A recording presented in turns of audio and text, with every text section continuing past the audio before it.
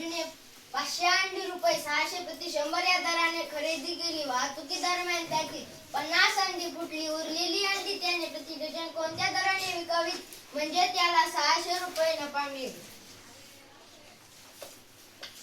600 100 म्हणजे 500 किती?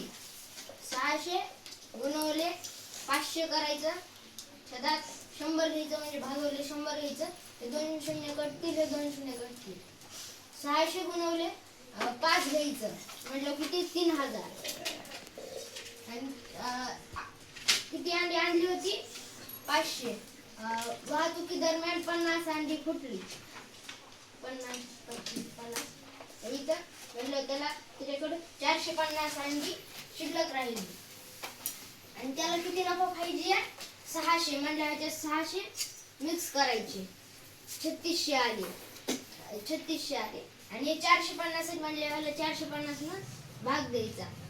2 शून्य कटले आणि याला अजून 5 न कमी करायचं. 5 7 35, 5 2 10, 5 9 45. याला 9 न भाग द्यायचं. 9 8 72. एका अंड्याची किंमत 8 रुपये आली म्हटल्यावर प्रति डझन म्हणजे 12 अंड्यांची किंमत किती? त्याला 12 ने गुणायचं. उत्तर म्हटलं 12 8 96 रुपये. 12 अंड्यांची किंमत 96 रुपये.